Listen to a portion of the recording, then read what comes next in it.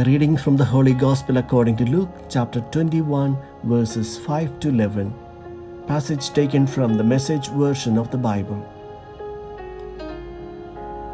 One day people were standing around talking about the temple, remarking how beautiful it was, the splendor of its stonework and the memorial gifts. Jesus said, "All this you are admiring so much? The time is coming when every stone in that building will end up in a heap of rubble." They asked him, "Teacher, when is this going to happen? What clue will we have that it is about to take place?" He said, "Watch out for the doomsday deceivers. Many leaders are going to show up with forged identities claiming, 'I am the one,' or 'the end is near.' Don't fall for any of that. When you hear of wars and uprisings, keep your head and don't panic. This is routine history and no sign of the end." He went on, "Nation will fight nation and ruler fight ruler over and over. Huge earthquakes will occur in various places. There will be famines. You will think at times that the very sky is falling." The Gospel of the Lord.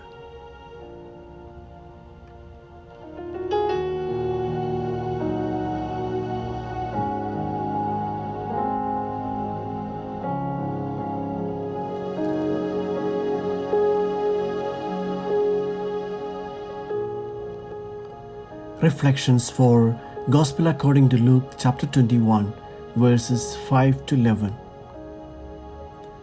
Luke wrote his Gospel around the year 85 AD. In those 50 years since the death and resurrection of Jesus, the Christian community witnessed a lot of tragedies. There were wars, political revolutions, catastrophe, and the Temple of Jerusalem was destroyed. Christians became victims of brutal persecutions. How to explain these dramatic events? Someone began to say, Jesus had foreseen everything. The misfortunes, especially the destruction of the Temple of Jerusalem, are signs of the end of the world that is coming, and the Lord is returning on the clouds of heaven. Why does Luke introduce this episode? He wanted to warn his communities against those who confuse dreams with reality. Luke invites the Christians to stop chasing fairy tales and instead to reflect on what needs to be done to collaborate in the coming of the new world, the kingdom of God. The false prophets have always created a serious danger to the Christian communities. Luke records that Jesus is also bothered and warns his disciples against those who foretell that the end of the world is near. Jesus warns us today, do not follow them. None of us know our time to leave this world.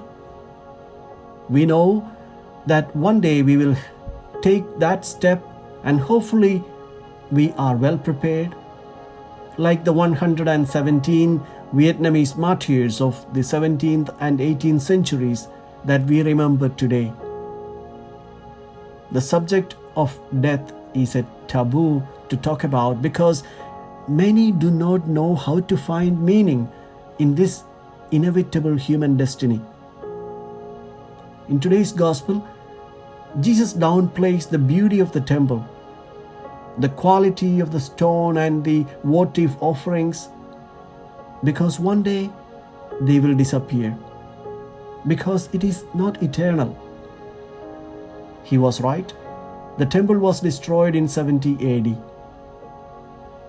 For Jesus, the beauty that matters and remains is another.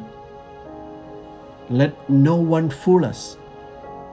The important and decisive bet is for what remains. There are many very spectacular signs, wars, natural calamities, and on top of them all, a horrifying pandemic that has already claimed hundreds of thousands of lives today. But the Lord reminds us not to be frightened.